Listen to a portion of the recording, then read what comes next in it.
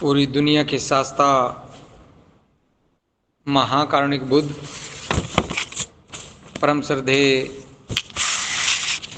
बाबा साहब डॉक्टर अम्बेडकर को नमन करते हुए, भारत के महान भिक्षु परम श्रद्धेय भिक्षु करुणाशील राहुल को नमन करते हुए आप सभी के लिए मंगल कामनाएं।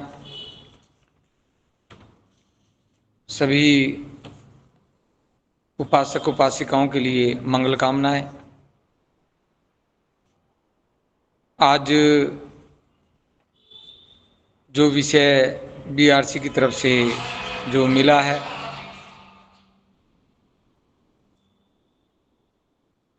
तो उस विषय में निश्चित तौर पे ये महत्वपूर्ण विषय है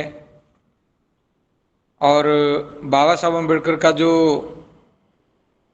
भाषण है, जो 15 अक्टूबर 1956 को दिया गया,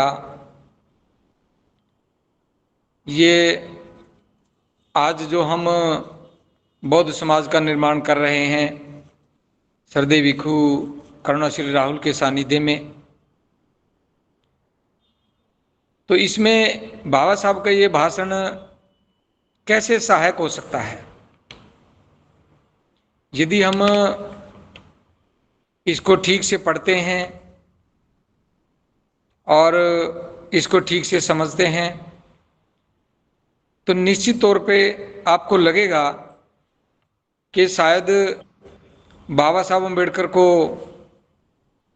1956 में भी ये पता था कि जब भी कोई अद्भुत व्यक्ति आएगा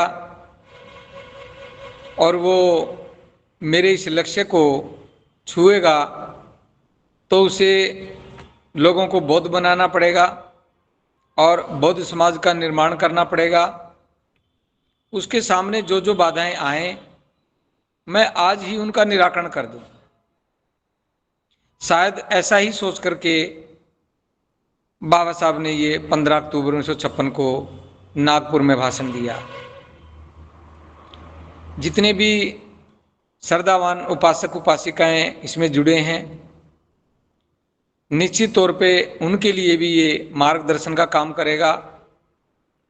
और जैसे श्रद्धेय भंती जी ने बाबा साहब के प्रत्येक भाषण को रिसर्च करके और समझाने का प्रयास किया, तो ये भाषण भी उन्हीं में से है। कुछ श्रद्धावान उपासक उपासिकाएं हो सकता है आज पहली बार जुड़े हों, उसने पहले के 2 भाग ना सुने हों, तो मैं थोड़ा सा जो अब तक हमने इस भाषण के प्रति जो वक्तव्य दिया है उसके बारे में मैं थोड़ा सा बताना चाह रहा हूं। जैसे पहले भाग में और दूसरे भाग में हमने इसमें ये बताने का प्रयास किया है कि जो बाबा साहब ने लिखा है कि बौद्ध धर्म और इसकी स्थापना ये एक महान कार्य है और ये कार्य बाबा साहब ने अपने कंधों पर लिया हुआ था।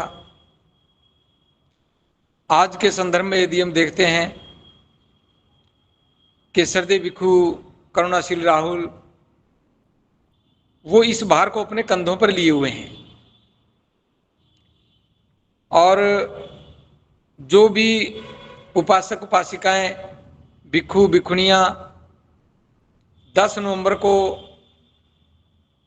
गौतम बुद्ध नगर के गौतम बुद्ध यूनिवर्सिटी में पहुंचे थे, जिस दिन बौद्ध समाज की आचार संहिता का इनॉग्रेशन हुआ, तो निश्चित तौर पे उन्होंने भी सभी ने ये कार्य अपने कंधों पर लेना चाहिए। जितने ज़्यादा लोग इसमें शामिल होंगे, जितने ज़्यादा कंधे होंगे, तो उतना ही ये सफ़र आसान होगा। इस कार्य के लिए बाबा साहब इसमें लिखते हैं कि इसके लिए एक एक मिनट भी मेरे लिए बहुत महत्वपूर्ण है। जब बाबा साहब ने ये कार्य किया और आज हम देखते हैं, यदि हमारे मन में भी इस प्रकार का भाव आए कि सरदेव भंते जी आज मध्य प्रदेश में हैं, कल को गुजरात में हों और परसों पंजाब में हों और लगातार इसमें लगे हुए हैं और एक एक मिनट उनके लिए महत्वपूर्ण है, तो जितने लोग कम से कम 10 नवंबर को गौतम बुद्ध यूनिवर्सिटी में गए थे, इस बहुत महत्वपूर्ण प्रोग्राम में के हिस्सेदार बने थे, उनके लिए भी एक एक मिनट महत्वपूर्ण होना चाहिए। और जैसे ही बाबा साहब के समय में भी विरोधियों की बौखलाहट हुई, आज भी विरोधियों की बौखलाहट है। यदि हम बाबा साहब से सीखेंगे तो हम विचलित नहीं होंगे कि भी कौन विरोध कर रहा है, कौन हमारे बारे में कैसा बोल रहा है, तो निश्चित तौर पे हमारा साहस बढ़ेगा कि बाबा साहब ने इससे निकलने का मार्ग दिया है, तो हम निश्चित तौर से निकलेंगे। और आरोप प्रत्यारोप का जवाब आरोप प्रत्यारोप से ना दे करके काम से दें और बोध होने का परिचय दें, अपनी श्रेष्ठता का परिचय दें और कार्य की और क्षमता बढ़ाएं और कार्य को तेज करें। और एक एक मिनट आप भी इसमें लगाएं, कोई भी एक मिनट इधर उधर ना लगा करके, और इस व्यवस्था निर्माण में हमें लगानी चाहिए। जैसे जो बहुत महत्वपूर्ण बात है, मैंने दूसरे भाग में भी इसको चिन्हित किया था कि बाबा साहब के समय में भी यही समस्या थी कि ये हमारा रोजगार छुड़वाएंगे, लेकिन आज भी यही समस्या है। बस उस समय बाबा साहब ने जो आह्वान किया कि मरे हुए पशुओं को ना खींचें और मरे हुए पशुओं का मांस भी भक्षण ना करें। आज सरदेव भंते जी ने आह्वान किया है कि जाति को छोड़ना है। जब जाति छूटेगी तो निश्चित तौर पे है कि रोजगार पे भी कुछ थोड़ी बहुत आंच आएगी। एक बार लग रहा है कि रोजगार पे आंच आ रही है, लेकिन इसके जो परिणाम होंगे वो जैसे बाबा साहब ने मरे हुए पशु खींचने से मना किया, और आज यदि हम जाति छोड़ने की बात कर रहे हैं सरदेव भंते जी के नेतृत्व में, तो निश्चित तौर पे बाबा साहब की वो बात हमारी समझ में आ जानी चाहिए। क्योंकि ये जो कार्य है ये कोई रोजी का कार्य नहीं है, रोजी रोटी का मामला नहीं है। हमारी जो समस्या है वो इज्जत की है, वो स्वाभिमान की है, वो इसमें अच्छे से बताया है। और इस काम के लिए, इस इज्जत की लड़ाई के लिए बाबा साहब तीव्र गति से आगे आए। इसलिए हमारे भी जो बहुत उपासक उपासिकाएं हैं जो सरदेव भंते जी के नेतृत्व में काम में लगे हुए हैं, उनको भी तीव्र गति से आगे आना चाहिए।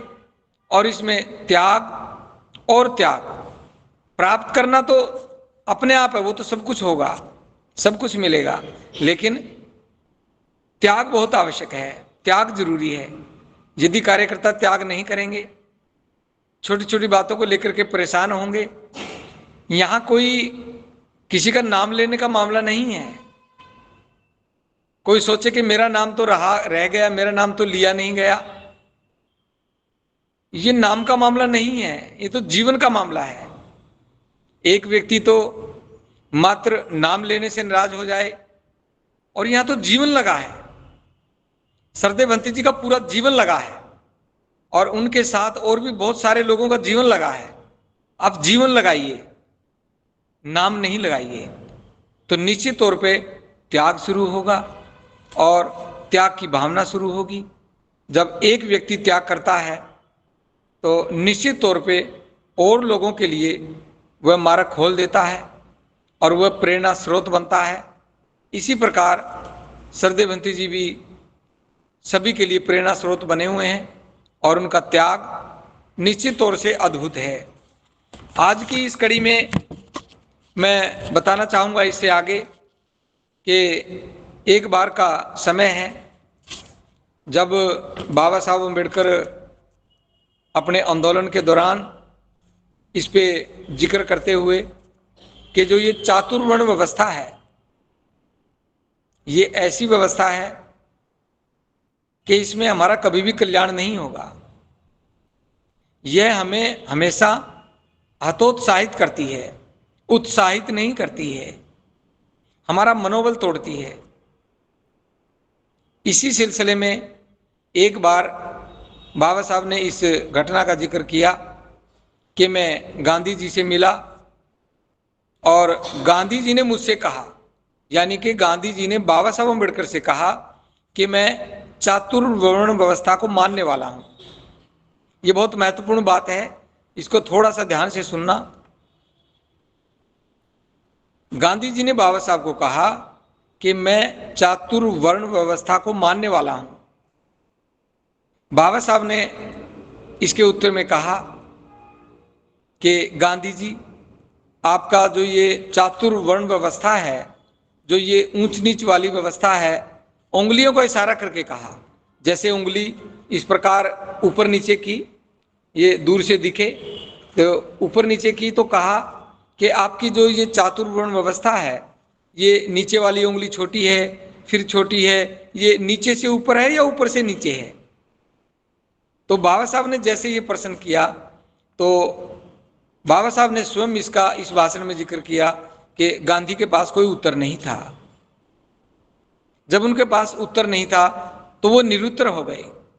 और इसमें यह भी चीज बहुत महत्वपूर्ण है कि जब विशेष नेतृत्व किसी प्रतिद्वंदी के पास जाता है जो उसके विरोधी विचारों का है और उसके विरोधी विचार खत्म होने लगे, उसके पास उनका कोई उत्तर ना हो, तो निश्चित तौर पे समझ जाना कि जो हमारा नेतृत्व है वो निश्चित तौर पे अद्भुत है और हमें कुशल नेतृत्व मिला है। हम कई बार देखते हैं कि सरदेव भंते जी के भी बहुत सारे विरोधी जो स्टेजों पे विरोध करते थे, मैंने स्वयं देखा, जैसे ही भंते जी के पास आए किसी वजह से या किसी के साथ लग करके, और भंते जी ने जैसे प्रश्न किया तो वो निरुत्तर हो गए। भाई आपका जो आरोप है वो इस प्रकार था, तो वो निरुत्तर हो गए। तो बाबा साहब हमें ये सिखाते हैं कि अपने व्यक्तित्व को ऊंचा रखो, अपने शब्दों में विश्वास रखो, अपने नेतृत्व में विश्वास रखो। तो निश्चित तौर पे कभी भी हमें किसी के सामने निरुत्तर होने की जरूरत नहीं पड़ेगी, बल्कि सामने वाला वो निरुत्तर होगा। तो जैसे बाबा साहब ने इसका जिक्र किया कि गांधी जी इसका जवाब नहीं दे सके और वो निरुत्तर हो गए, तो बाबा साहब ने इस पे बोलते हुए कहा कि जिस धर्म की वजह से जिन लोगों ने हमारा विनाश किया, हमारा नाश किया, उनका यह अन्यायपूर्ण धर्म, ये अन्यायपूर्ण धर्म उनके ही सामने नष्ट हो जाएगा। ये बहुत महत्वपूर्ण बात है और इसका जिक्र बाबा साहब ने 1956 के इस भाषण में किया। उनके सामने ही नष्ट हो जाएगा। और हम सोचते हैं, बहुत सारे लोग कहते हैं ऐसा तो नहीं हो सकता, ऐसा कैसे होगा, इसमें तो बड़ी दिक्कत आ रही है। लेकिन बाबा साहब ने इसमें लिखा कि इस पापमयी धर्म में किसी का भी उद्धार नहीं हो सकता, यह धर्म नष्ट हो चुका है। ये 1956 के शब्द हैं कि जिस धर्म ने हमें प्रताड़ित किया, हमारा मनोबल तोड़ा, हमारा शोषण हुआ, वो धर्म कब का नष्ट हो चुका है, उसमें कोई जान नहीं है, इसमें लिखा है। तो इसलिए हमें बाबा साहब की इस बात पे पूरा विश्वास होना चाहिए। बस हमें एक कदम बढ़ना है, हमें बस इस बात को समझ करके, बाबा साहब की इस बात पे विश्वास करके, और हमारे मन में भी ये बात होनी चाहिए कि ये धर्म तो कब का नष्ट हो चुका है जिससे हमारी प्रताड़ना हो रही थी। तो हमें इसमें एक कदम आगे बढ़ करके अपने मनोबल को मजबूत रखते हुए इस पे हमें कार्य करना चाहिए और बाबा साहब की इस बात पे विश्वास होना चाहिए। इसी को यदि हम ध्यान से देखें कि बाबा साहब ने तो ये बात 1956 में कही, लेकिन सरदेव भंती जी ने 10 नवंबर को इस बात को कहा। जैसे ही सरदेव भंती जी का वो उद्घोष उस खचाखच भरे हुए उस ऑडिटोरियम में सरदेव भंती जी ने आह्वान किया कि लोग कहते हैं कि जाति जाति नहीं, कि लोग कहते हैं कि जाति जाति नहीं, ये देखो आज जाति जा रही है। और भंती जी ने आह्वान किया कि मैं बौद्ध हूं, बौद्ध मेरा समाज है और मैं जाति से मुक्त हूं। और खचाखच भरे हुए उस ऑडिटोरियम में जितने भी लोग बैठे थे, निश्चित तौर पे उन्होंने हाथ ऊपर करके भंती जी की इस बात का समर्थन किया और पूरे जोश के साथ जाति को अलविदा कहा। तो जैसे ही जाति खत्म होगी तो बाबा साहब की वो बात 10 नवंबर को पूरी हुई। बस हमें इस भाषण पे विश्वास हो कि कैसे कैसे सरदेव भंती जी ने इस भाषण की रिसर्च की होगी। 2016-17 से इसकी रिसर्च पे लगे थे और कैसे कैसे आज लगभग 7 साल के बाद उसका जो परिणाम सामने आया वो कितना अद्भुत है। इसलिए सरदेव भंती जी का जो वो उद्घोष निश्चित तौर पे हमारा हौसला बढ़ाने वाला है और हमारे लिए मार्ग प्रशस्त करने वाला है और बाबा साहब अंबेडकर के इस भाषण से बिल्कुल मिलता जुलता है। बस शब्दों का फेर है और जगह अलग है।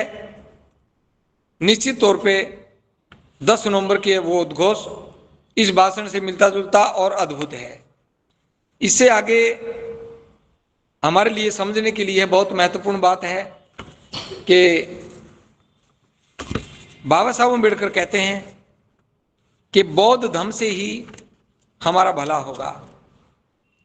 यदि हम अबौद्धों की व्यवस्था में रहे तो हमारा कभी भी भला नहीं होगा। उसके लिए बाबा साहब ने एक उदाहरण दिया, आप इसको थोड़ा सा ध्यान से समझना। बाबा साहब ने इस भाषण में लिखा कि जब कोई ब्राह्मण की महिला गर्भवती होती है तो उसका ध्यान हाई कोर्ट के जज की कुर्सी की तरफ जाता है। वह मन में सोचती है कि मैं जिस भी बच्चे को जन्म दूंगी वो लड़का हो या लड़की, निश्चित तौर पे वो कम से कम हाई कोर्ट का जज बनना चाहिए। ब्राह्मण महिला ऐसा सोचती है, इसमें बाबा साहब ने जिक्र किया है। और जब किसी शूद्र की कोई महिला गर्भवती होती है तो उसके मन में ख्याल आता है कि कमेटी में कौन सा पद खाली है। इसको थोड़ा सा आप ठीक से समझने का प्रयास करना कि ये बात बाबा साहब ने 1956 में कही और सरदेव भंती जी का जो आंदोलन है, जो महिलाओं की आजादी का आंदोलन है, वो ठीक इससे मेल खाता है। बाबा साहब का कहने का जो तात्पर्य है कि हमारी जो महिलाएं हैं उनकी सोच ऊंची होनी चाहिए। और अनेक संदर्भ में बाबा साहब ने इसमें ये कहा कि मैं किसी भी समाज की तरक्की का जो पैमाना है वो इस बात से आंकता हूं कि उस समाज की महिलाएं, उनकी स्थिति क्या है। सरदेव भंती जी ने जो धम्मभूमि श्रेष्ठ जीवन के लिए एक आंदोलन, इसके तहत जो महिलाओं की आज़ादी का आंदोलन शुरू किया, महिलाओं को घूंघट से बाहर निकाला, महिलाओं के जो गुलामी के प्रतीक थे महिलाओं को उनसे बाहर निकाला, निश्चित तौर पे ये बाबा साहब के उसी आह्वान से मिलते जुलते हैं। और यदि आप देखेंगे, मैं इसका थोड़ा सा विस्तार से इस पे बताना चाहता हूं, ये बहुत महत्वपूर्ण है। कोई भी महिला वो मुख्य रूप से समाज की निर्माता होती है। इसको आप इस बात से समझिए। इस बात को अभी तक ना तो महिलाओं ने समझा और ना ही इस बात को अभी तक पुरुषों ने समझा कि महिलाओं का समाज निर्माण में, श्रेष्ठ समाज निर्माण में क्या योगदान है। और हम महिलाओं को पीछे छोड़ देते हैं। घर से लेकर के पंचायत और आगे तक घर की कोई भी योजना बननी है तो उसमें पुरुष ही बैठ करके योजना बनाते हैं, महिलाएं उसमें हिस्सेदार नहीं बनती। महिलाएं तो एक और बिठा दी जाती हैं। इस प्रकार महिलाएं उन चीजों से वंचित हो जाती हैं और महिलाएं अपनी योग्यता दिखाने में भी वंचित रह जाती हैं कि असल में हमारी क्या योग्यता है, हम भी कुछ कर सकती हैं कि नहीं कर सकती हैं। जैसे कोई भी बच्चा है, जन्म के साथ ही वो माँ की गोद में रहता है और लगभग जीवन के अंत तक वो माँ की बात मानता रहता है। कोई भी बात हो माँ से पूछता रहता है और कम से कम भी 8-10 साल तक तो बच्चा माँ के पास ही रहता है। माँ चाहे तो बच्चे को जज बना दे, माँ चाहे तो बच्चे को राजनेता बना दे, माँ चाहे तो बच्चे को पहलवान बना दे, माँ चाहे तो बच्चे को डॉक्टर, इंजीनियर और महान बना दे। लेकिन महिलाओं ने ना तो इस जिम्मेवारी को समझ पाई और ना पुरुष ही महिलाओं के इस महत्वपूर्ण योगदान को समझ पाए। सरदेवंती जी ने इसका आह्वान किया और महिलाओं को भी और पुरुषों को भी ये बात अच्छे से बताई कि जब तक महिलाएं इस आंदोलन में अग्रणी नहीं होंगी, महिलाएं नेतृत्व नहीं करेंगी, तब तक ये धम्मभूमि का श्रेष्ठ जीवन का एक आंदोलन ये कामयाबी की तरफ तेज स्पीड से नहीं जाएगा। इसलिए हमें भी ये देखना है कि हमारी महिलाओं की भी सोच इतनी ऊंची हो जाए और पुरुष भी उसमें बराबर का सहयोग दें कि यदि हमने आने वाली पीढ़ी को संवारना है, आने वाली पीढ़ी की तरक्की करनी है, उसको गरीबी और कर्ज से बचाना है, उसको नशे से बचाना है, उसको भय मुक्त करना है, उसको जाति जैसी प्रताड़ना से बाहर निकालना है, तो निश्चित तौर पे बौद्ध समाज की इस व्यवस्था में महिलाओं को हमें आगे लेकर के आना होगा और उनके बौद्ध समाज के निर्माण में योगदान को समझना होगा। बाबा साहब अम्बेडकर के इस वक्तव्य से निश्चित तौर पे हमारी बात समझ में आ जानी चाहिए कि सोच में कितना अंतर है और वहीं से हमारी आने वाली पीढ़ी का जीवन शुरू हो जाता है। इससे आगे बाबा साहब अम्बेडकर ने एक बहुत महत्वपूर्ण बात कही।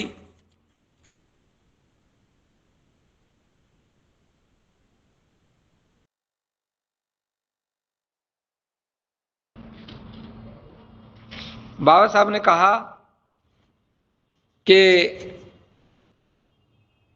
महाकारुणिक बुद्ध की एक देशना का जिक्र किया कि बौद्ध धर्म ब्राह्मणों ने भी अपनाया और बौद्ध धर्म शूद्रों ने भी अपनाया। तो महाकारुणिक बुद्ध भिक्षुओं को धर्म की देशना देते वक्त कहते हैं कि भिक्षुओं, तुम भिन्न भिन्न जाति और वर्ण से आए हो, अब आप भिक्षु हैं और अब आपकी कोई जाति नहीं है।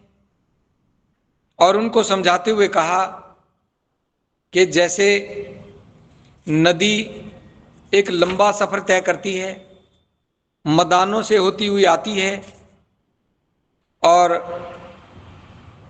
वह अंत में समुद्र में विलीन हो जाती है, समुद्र में चली जाती है।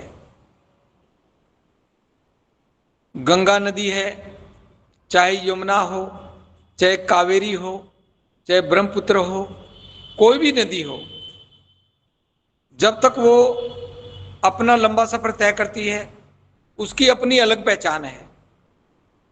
इसी प्रकार जब तक हम भिन्न भिन्न जातियों में रहेंगे तो हमारी अपनी अलग पहचान रहेगी। और जो एक विशेष व्यवस्था जिसका जिक्र बाबा साहब ने किया, अबौद्धों की व्यवस्था, जब तक हम जातियों में रहेंगे तो हमारी स्थिति उन नदियों की तरह रहेगी और हमारी पृथक पहचान होगी, और वो पहचान नीचता का कौन सा सत्र है उसी के अनुसार होगी। इसलिए जो बाबा साहब ने महाकारुणिक बुद्ध की इस महत्वपूर्ण देशना का जिक्र इस भाषण में किया कि जब तक आप जातियों में रहोगे, जब तक आप की पहचान भी अलग होगी और निश्चित तौर पे किसी भी प्रकार से आपको सम्मान नहीं मिलेगा। इसलिए जैसे नदी समुद्र में चली जाती है, उसमें विलीन हो जाती है, उसी प्रकार आप भी अपनी अपनी जातियों को छोड़ करके बौद्ध धम्म में शामिल हो जाओ। बौद्ध धम्म एक समुद्र की तरह है, समुद्र की तरह। जैसे नदियां समुद्र में मिल जाती हैं और कोई एक व्यक्ति समुद्र में से एक बाल्टी पानी की लेकर के और यह नहीं बता सकता कि इस बाल्टी में कितना पानी किस नदी का है, इस बाल्टी में कौन सी नदी का पानी आया है, कोई भी नहीं बता सकता। यदि हम सब बौद्ध अनुयायी जो धम्म में आ चुके हैं और अपनी व्यवस्था में हम जैसे ही प्रवेश कर रहे हैं, जैसे ही बौद्धों की व्यवस्था में प्रवेश करेंगे तो समझ जाना हम भी उन नदियों की तरह उस समुद्र में चले गए हैं और आज के बाद हमारी कोई जाति नहीं होगी। तो ये बात 2500 साल पहले महाकारुणिक बुद्ध ने कही, जो दुनिया के शास्ता बने। फिर इस बात को 1956 में बाबा साहब अम्बेडकर ने इसको दोहराया और जिस समाज की वो लड़ाई लड़ रहे थे उसको बौद्ध धर्म अपनाने के लिए प्रेरित किया और उनको सीधा सरल मार्ग बताया। और बाबा साहब अम्बेडकर के इस भाषण के 68 साल बाद ये घटना एक बार फिर घटी। 10 नवंबर को गौतम बुद्ध यूनिवर्सिटी के उस ऑडिटोरियम में सरदेव भंते जी ने जातियों को खत्म करने का आह्वान किया। ये कितना बड़ा संयोग है। पहले विश्व के 2 महान व्यक्तित्व ने इस बात को कहा, आज पूरी दुनिया में उनका नाम है, उनके काम की पहचान है। और तीसरी बार सरदेव भंते जी ने 10 नवंबर को इसको दोहराया। निश्चित तौर पे मुझे लगता है कि पूरे विश्व में इसकी गूंज गई है और आने वाला समय ही बताएगा कि जैसे हमारे 2 महापुरुष जिस स्थान पे पूरी दुनिया में उनका सम्मान है, तो सरदेव भंते जी का कहाँ सम्मान होगा, वो किस स्थान पे पहुंचेंगे, निश्चित तौर पे ये तो समय ही बताएगा। लेकिन आज इस भाषण के माध्यम से मैं सभी उपासक उपासिकाओं को जो कार्यकर्ता के रूप में इसमें लगातार जुड़ते हैं और इस काम में लगे हुए हैं, तो उनको भी ये बात समझ में आ जानी चाहिए कि जो काम हम कर रहे हैं वाकई में वो महान कार्य है। बस इसी के अनुसार हम काम करें। इससे आगे बाबा साहब अम्बेडकर ने जैसे एक संदेश जताया, किसी ने इस प्रकार प्रश्न किया, आज भी लोगों के मन में आ रहा होगा, कुछ लोग आज भी कह देते होंगे। इसमें बाबा साहब कहते हैं कि ये जो धम्म है, कुछ लोगों का कहना है कि भाई अभी तक आपने इसको ग्रहण क्यों नहीं किया, इतना समय क्यों लगाया जब ये इतना महत्वपूर्ण था। तो बाबा साहब का कहना है कि धर्म के जो तत्व हैं, धर्म के तत्वों को दूसरे लोगों को समझाना इतना आसान कार्य नहीं है, इतना आसान कार्य नहीं है। वह अकेले व्यक्ति का भी काम नहीं है। कोई सोचे भी अकेला व्यक्ति कर लेगा, यह अकेले व्यक्ति का भी काम नहीं है। धर्म के संबंध में आप विचार करके देखेंगे तो आपको मेरी बात समझ में आ जाएगी। आज यदि मैं ये देखूं कि मेरे ऊपर कितनी बड़ी जिम्मेदारी है, कितनी बड़ी जिम्मेदारी है, और जितनी बड़ी जिम्मेदारी आज मेरे ऊपर है यह संसार में किसी पे भी नहीं है। पूरे संसार की बात बाबा साहब ने कही। आज वही जिम्मेदारी सरदेव भंते जी पे है और वो लगातार इस जिम्मेदारी को समझते हैं। मैं देख रहा हूं कि हमारे जैसे कुछ लोग भंते जी की कोई बात ऐसी हो जो उनको ठीक से समझ में ना आ रही हो और भंते जी कुछ और चाहते हो, तो निश्चित तौर पे वो थोड़ी सी बात में नाराज हो जाते हैं।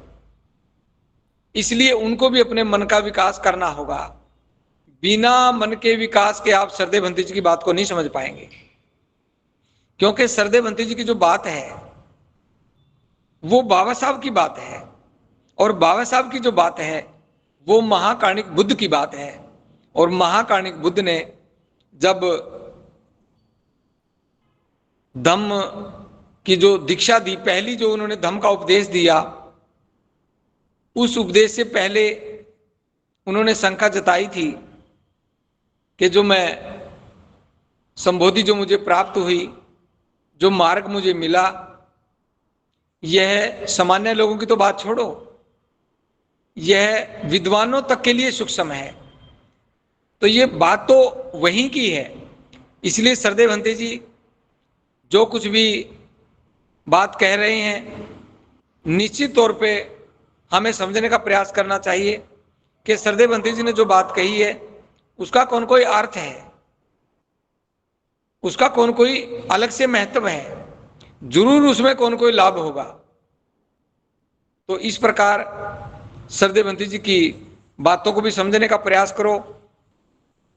जैसे बाबा साहब की बात आज तक लोगों को समझ में नहीं आई, तो सरदेव भंते जी की बात तो सिर्फ बाबा साहब की ही बात है। तो इसलिए आप भी अपने ऊपर इतनी बड़ी जिम्मेदारी लें। जब बाबा साहब ने कहा कि मेरे ऊपर कितनी बड़ी जिम्मेदारी है, तो आज हम देखेंगे सरदेव भंते जी के ऊपर कितनी बड़ी जिम्मेदारी है। अपने लोगों को भी समझाना, जिनको लंबे समय से समझा रहे हैं वो नहीं समझ रहे तो उनको भी समझाना, और जो दूर बैठे हैं जो बात को सुन ही नहीं रहे हैं उनके बारे में भी सोचना, और कुछ जो विरोधी किस्म के लोग हैं वो विरोध में ही प्रचार करते रहते हैं, उनके बारे में भी बिल्कुल निर्मल चित्त के साथ, एक बार भी विचलित हुए बिना वो लगातार अपने काम में लगे हुए हैं। क्योंकि जैसे बाबा साहब ने कहा कि मेरे पास तो एक एक मिनट भी इसके लिए महत्व रखती है, तो सरदेव भंते जी ने भी अपना किसी भी प्रकार का कोई और कामों में और बातों में समय व्यर्थ नहीं किया, बस व्यवस्था निर्माण के कार्य में ही लगातार लगे हुए हैं। तो आज जो बातें हमने की हैं इसमें बहुत सारी मुख्य बातें हैं। इसी के साथ इन्हीं पंक्तियों में बाबा साहब अम्बेडकर ने यह भी कहा कि यदि मैं अधिक समय तक जिंदा रहा, यदि मैं अधिक समय तक जिंदा रहा तो मैं निश्चित तौर पे वो सभी काम पूरे करके जाऊंगा जिस पे आपकी कोई शंका हो। तो इसलिए मुझे भी आज ऐसा लगता है कि जो लोग साथ में लगे हुए हैं उनसे मेरा ये कहना है कि आप निश्चिंत होकर के काम में लगे रहें। सरदेव भंते जी इस व्यवस्था निर्माण के कार्य को समय रहते ही पूरा करेंगे, और सरदेव भंते जी का तो यहाँ तक कहना है कि मैं जीते जी, मेरे जीते जी ही ये काम पूरा करूंगा। बाबा साहब अम्बेडकर ने कहा कि मैं अधिक समय तक जिंदा रहा तो निश्चित तौर पे मैं सभी काम पूरे करके जाऊंगा, और दूसरे शब्दों में कहें तो इस देश को बोध में बना करके जाऊंगा। और ये शब्द बोलने के मात्र 50 दिन बाद ही दुनिया से चले गए। उम्र बहुत ज्यादा थी, शरीर भी ठीक से काम नहीं कर रहा था, बीमारियों ने भी घेर रखा था और जो पढ़े लिखे लोग थे वो भी उस प्रकार कार्य नहीं कर पा रहे थे, वो भी अपनी रोजी रोटी को ही महत्व देने लगे थे, वो भी किसी भी प्रकार से इज्जत के इस आंदोलन को महत्व नहीं दे पा रहे थे। तो सरदेवंती जी भी आज ठीक उसी प्रकार इस काम में लगे हैं और सरदेवंती जी का जो एक महत्वपूर्ण बात कहना है कि हम किसी और महापुरुष का इंतजार नहीं करेंगे कि कोई और महापुरुष आए और वो इस काम को पूरा करे। उनका कहना है कि जितना भी बचा हुआ काम है हम ही इसको पूरा करेंगे और अपने जीते जी करेंगे। बस जो कार्यकर्ता साथ में लगे हुए हैं, दिन रात काम कर रहे हैं, उनकी टीमें बनी हुई हैं, तो वो लगातार उसमें काम करें और सरदेवंती जी पे विश्वास करें। सरदेवंती जी पूरे देश के बारे में सोच रहे हैं और अब तो एक साथी ने लगभग 10 साल पहले एक बात कही थी कि एक दिन ऐसा आएगा, आप भारत की तो बात छोड़ें, सरदेवंती जी पूरी दुनिया को संबोधित करेंगे। और मुझे कई बार ये बात याद आती है तो फिर मैं देखता हूं कि इसके अनुरूप बंती जी का क्या कार्य है और मैं देखता हूं कि बिना रुके सरदेवंती जी अथक प्रयास करते रहते हैं और किसी भी कीमत पे आंदोलन में कोई बाधा ना आए, एकाटे परिश्रम करते रहते हैं। तो मेरा तो आपसे सभी से यही कहना है कि आप लगातार इस पे काम करते रहें। और आज के वक्तव्य में जो मैंने 2-3 बातें बाबा साहब की जो उठाई हैं, जो इस 15 अक्टूबर के वक्तव्य में लिखी हुई हैं, ये जैसे जैसे सरदेवंती जी जो बौद्ध समाज का निर्माण में कर रहे हैं उसी से संबंधित है। तो आप इस पे लगातार काम करें और इस भाषण को बार बार पढ़ें और आज के इस आंदोलन से जोड़ करके देखें। निश्चित तौर पे मुझे लगता है कि हम सरदेवंती जी को समझ पाएंगे। सरदेवंती जी को आज के समय में समझना ही बाबा साहब को समझना है और बाबा साहब को समझना वो महाकाणिक बुद्ध को समझना है और समाज की सभी समस्याओं का निदान करने के मार्ग को समझना है। बाबा साहब अम्बेडकर ने इस भाषण में एक बात और कही कि आपने अछूत कहकर के नहीं घूमना, आपने किसी भी प्रकार से अपने आप को नीचा नहीं कहना, अपने आप को श्रेष्ठतम ही कहना है। तो सरदेवंती जी ने इस पे एक बहुत महत्वपूर्ण स्लोगन दिया है। इसी बात को ध्यान में रखते हुए इसका जो है कि संबंध थोड़ा सा और आगे भी आएगा, तो मैं थोड़ा सा बता रहा हूं कि अछूत कहकर के नहीं घूमना, तो फिर क्या कहना है। सरदेवंती जी का कहना है कि हम विश्व में सर्वश्रेष्ठ हैं। हम कौन? जो बौद्ध लोग हैं, जो बौद्ध बन चुके हैं, जो बौद्धों की व्यवस्था में आ चुके हैं, उन्हीं के लिए सरदेवंती जी ने कहा कि हम विश्व में सर्वश्रेष्ठ हैं, बस अपनी श्रेष्ठता का परिचय दें। श्रेष्ठता का परिचय कैसे दें? महाकाणिक बुद्ध में श्रद्धा रखें, उनकी कही हुई बातों को अपने व्यवहार में उतारें, जैसा जैसा बाबा साहब ने कहा उसको ध्यान से समझें और उसको अपने व्यवहार में उतारें। और सरदेवंती जी जो ठीक उसी प्रकार उस आंदोलन को आगे बढ़ा रहे हैं, तो उनकी भी एक एक बात को समझ करके अपने व्यवहार में उतारें। समय चला जाता है, जीवन बार बार नहीं मिलता है, जीवन तो एक ही बार मिला है। इसी जीवन में हमें सब काम करने हैं। यदि इस जीवन में आलस्य में रहोगे, इस जीवन में इस आंदोलन में लगे हुए लोग यदि ईमानदारी से काम नहीं करेंगे, तो निश्चित तौर पे आने वाली पीढ़ी उनको माफ नहीं करेगी। क्योंकि ये जो आंदोलन है ये हमारी श्रेष्ठता के लिए है, हमारे जीवन के कल्याण के लिए है, हमारे जीवन को सुंदर बनाने के लिए है और आने वाली पीढ़ी को भय मुक्त, कर्ज मुक्त, नशा व्यसन मुक्त और जाति की प्रताड़ना मुक्त बनाने का ही ये महत्वपूर्ण आंदोलन है। यदि हम इसमें चूक गए, यदि आज हमने इस पे ठीक से काम नहीं किया, दिए हुए समय में काम पूरा नहीं किया, तो निश्चित तौर पे मैं कहता हूं कि आने वाली पीढ़ी हमें माफ नहीं करेंगी और हमारा जीवन भी व्यर्थ ही जाएगा। एक बार यदि हमें बुद्ध पे विश्वास हो जाए, बाबा साहब पे भी विश्वास हो जाए और सरदेवंती जी जैसा कुशल नेतृत्व पे भी हमारा विश्वास हो जाए, तो फिर आंख मीच करके बिना कुछ सोचे समझे हमें इस कार्य में अपने जीवन को लगा देना चाहिए। अपने नित्य कार्यों से हट करके जो भी समय हमारे पास बचा है व्यर्थ के कामों में ना लगा करके हमें इस आंदोलन में ही लगाना चाहिए। तो निश्चित तौर पे बाबा साहब के आज इस वक्तव्य को, जो आज के समय में बौद्ध समाज निर्माण जो सरदेवंती जी के नेतृत्व में हो रहा है, निश्चित तौर पे आपको थोड़ा समझ में आया होगा। समझ में ना आए तो एक बार फिर इसको पढ़ना, दोबारा फिर पढ़ना, तिबारा फिर पढ़ना। हालांकि आज ये भाषण पूरा नहीं हुआ है। मैं चाहता हूं कि जो हमारी बीआरसी की टीम है, ये कम से कम एक भाग और इसमें बनेगा, तो 4 भागों में कम से कम ये बंटनी चाहिए।